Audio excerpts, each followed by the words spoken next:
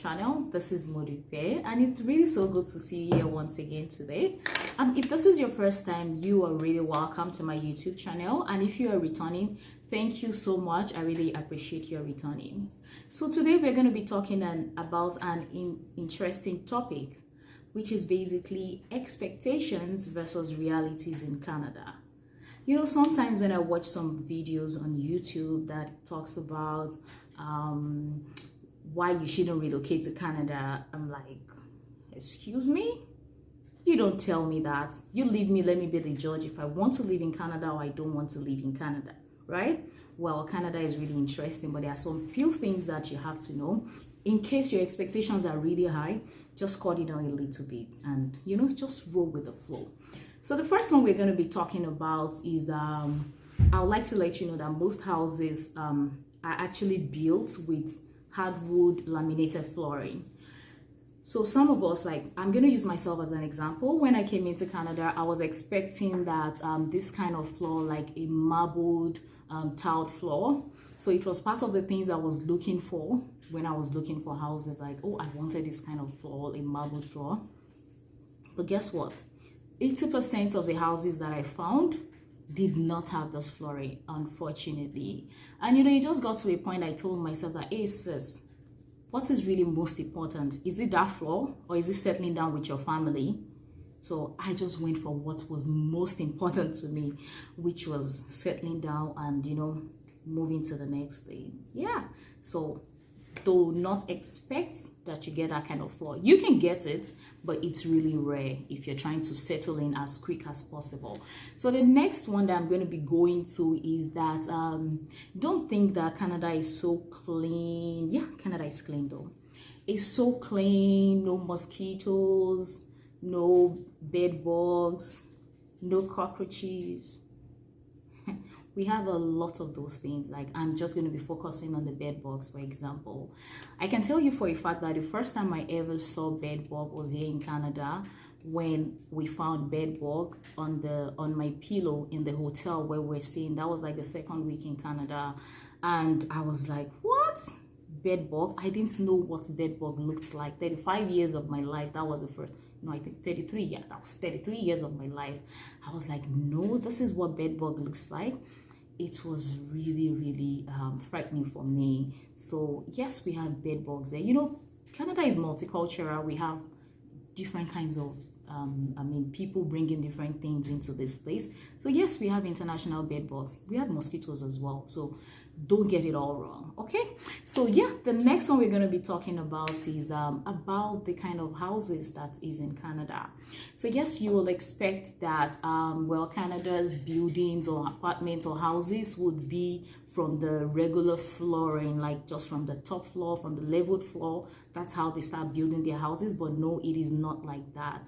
So usually they will dig like 1 or 2 floors below the ground before they start to build. So which is why we have lots of basement, like we have basement almost everywhere. So yes, we have lots of basement buildings. It's actually up to you if you want to. Like I asked myself a couple of times, like, why do you really have to start digging below the ground before you start building? Why don't you just start building from the leveled floor and just, you know, take it all the way up? Well, they have their reason. I really don't know why, but yes, that's how it is here in Canada.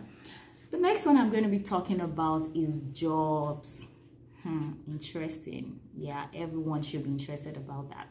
So yes, here in Canada, we have different kind of jobs, interestingly, but the thing is, you might be coming from your country thinking that, oh, when I get to Canada, I would like to work in my profession. Unfortunately, it doesn't work that way.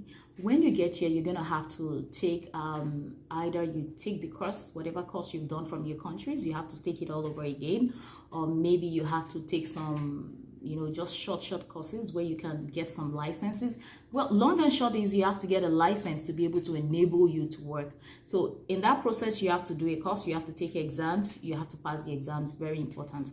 Otherwise, you're just going to be doing menial jobs. So in this country, we have lots of accountants, architects, lawyers, doctors, nurses, who are still doing menial jobs just because they do not, they are working towards, gradually working towards getting their certificate to be able to get into the field where they used to work back home. So yes, I mean, I can tell you, for example, like a PSW, which is a personal support worker. People call it different things. Some will call it nursing assistant. Some will call it nursing aides.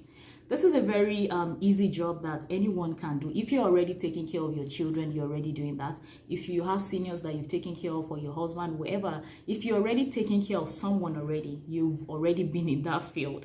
But unfortunately, in this country, you're expected to take nothing less than 6-month course before you can get a certification to that, right?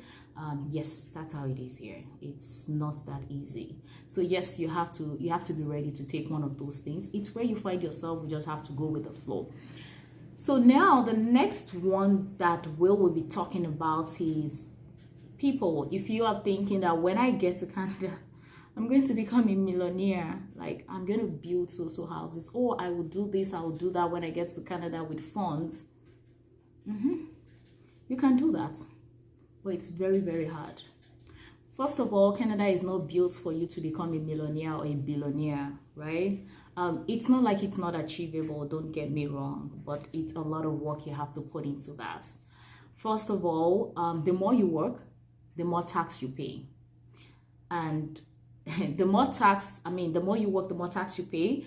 Also, if you think you're going to work so much, if you get above what is expected of you at the end of the year, when you file for your tax return at the end of the year, rather than you getting some money back from the government, like, oh, I've worked so much, government should really appreciate this work I've done, they should give me something back. You'll be shocked. You're paying back to the government. I'm sorry I'm having to laugh about this, but it's really so funny. Yes, that's the truth about it. That's the reality. The more you work, the more you pay back to the government. So the wise ones would rather do at the minimal, just so you don't work to kill yourself. People don't know that, so that's how it is in Canada. You just work to survive, work to live. You won't die. You can feed, you can do, just survival instinct, just survival. That's basically what it is.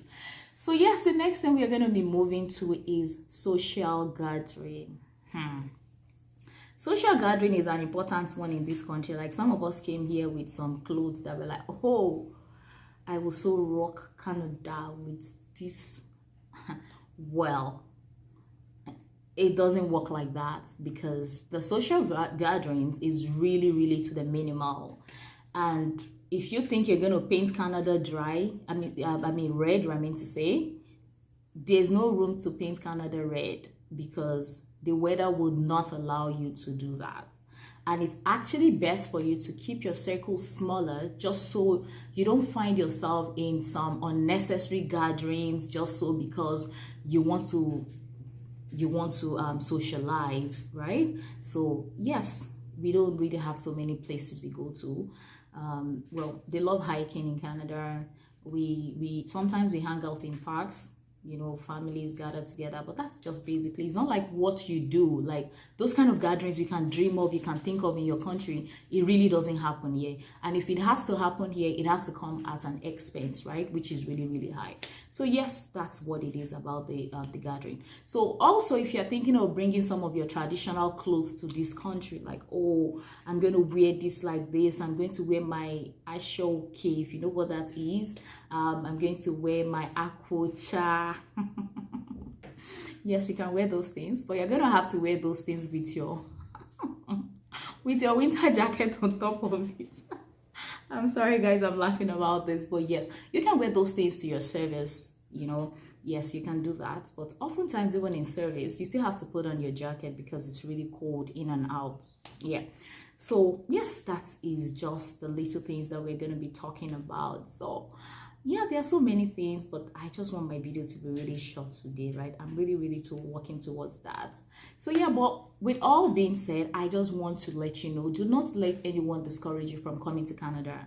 Canada is a very beautiful place. It is family oriented. If you have a family, or if you're thinking of having a family, it's very, very peaceful, right? If you try to keep everything at minimal, you don't do too much than you should, you're really, really going to enjoy Canada. It's beautiful, it's peaceful.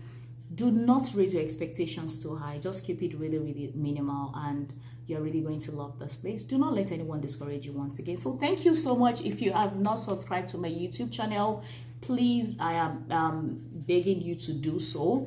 And please, please, please subscribe. You can leave your comments down below, anything you feel, whatever you want to tell me about, please. If you can also share your opinions, yes, there's room for that. I'll really appreciate it. And also, please click the notification button so you can you can be notified when I upload anything. Thank you so much once again. Bye. Take care of yourself. Love you all.